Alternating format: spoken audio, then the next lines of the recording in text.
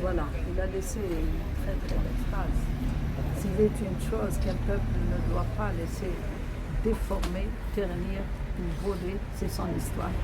C'est Très très son belle écrit, hein, c'est extrait de... extrait de la lettre d'adieu aux Algériens résidant en France. Le Mach'Ammar, ouais. Vous imaginez, 1895, c'est vraiment, c'est le 19e siècle. C'est vers le début des années 20, il a pris conscience qu'il faut mener une lutte. Il avait 25 ans en 1920. 25 ans, j'aurais dit la date. Il a fait un grand travail de sensibilisation et de conscientisation au sein de la communauté ouvrière algérienne en France.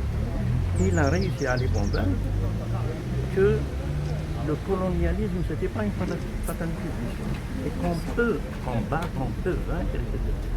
Et c'est ainsi qu'est née, quelques années plus tard, en 1926, la première organisation politique algérienne, mais en France qu'elle est née, qui s'appelle l'Étoile Noire, qui va prendre les destinées de trois pays, l'Algérie, le Maroc et la Tunisie. Et c'est au sein de cette organisation qu'Image va mener son combat pour la liberté. Donc ce sont des hommes historiques qui étaient précurseurs de la lutte pour la liberté. Oui, ce sont des hommes précurseurs. Ces discours, ces écrits, ces brochures, ces articles dans le journal de Ouma, journal de l'Étoile républicaine, sont de véritables réquisitoires contre l'occupation de l'Algérie par la France. Il a su donc convaincre pratiquement toute la communauté algérienne qu'il fallait se soulever, qu'il fallait faire quelque chose pour mais pour cela, il a été emprisonné à plusieurs reprises en France. Entre 1934 et 1936, il est allé, il sort de prison et repart en prison. Il a même été emprisonné par l'Allemagne nazie en 1940 parce qu'il a dénoncé le fascisme, il a dénoncé le nazisme, il a été emprisonné. Et il n'est sorti qu'à la fin de la Seconde Guerre, en 1945. Mais il était complètement malade. Malgré ça, il a poursuivi le combat. C'est un problème d'éveil, parce que le rôle de ces hommes-là, c'est l'éveil politique justement au sein de la société. Et ce sont les élites comme ça qui étaient des précurseurs, qui étaient en avance, qui avaient des idéaux auxquels ils croyaient. Et finalement, ils ont laissé une trace, c'est ça. L'éveil joue un grand rôle. Et aujourd'hui, nous le voyons bien. C'est-à-dire les luttes à travers les générations générationnelles, aujourd'hui, ils ont donné la révolution du 22 février 2019. C'est ça, ce sont des luttes générationnelles qui se sont accumulées et qui se sont transmises de génération en génération et qui ont fait la révolution pacifique du 21e siècle, du peuple algérien, et qui a émerveillé le monde entier.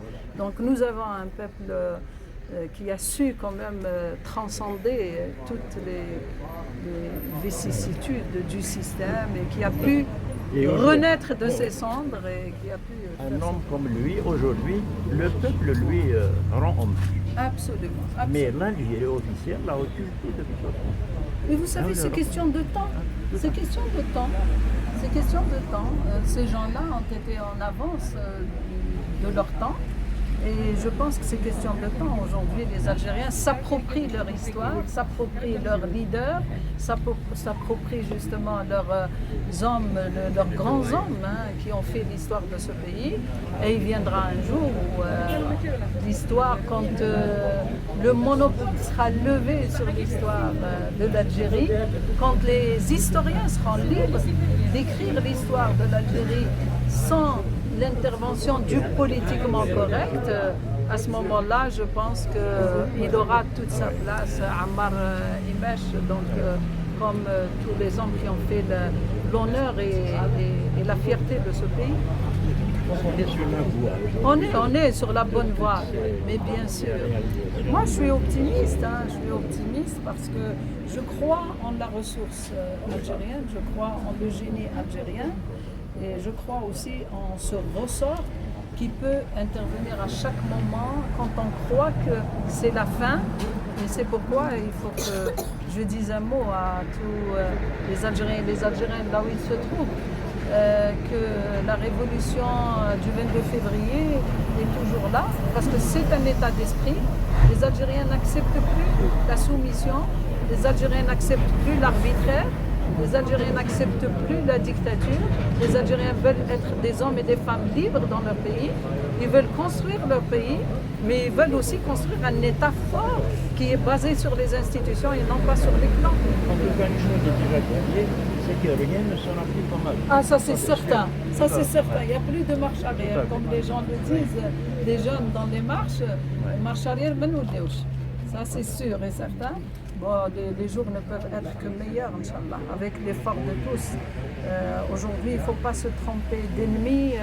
L'ennemi de l'Algérie, c'est le sous-développement, c'est l'ignorance, c'est la répression, c'est le totalitarisme.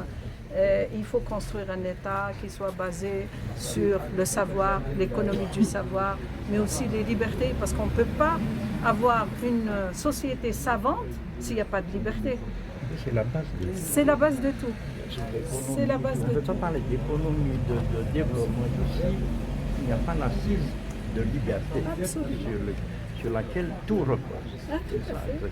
La liberté de penser, la liberté d'opinion, la liberté de la presse. Et heureusement que nous avons des jeunes journalistes qui sont là et qui continuent à suivre des activités autres que ce que la propagande nous sert tous les jours.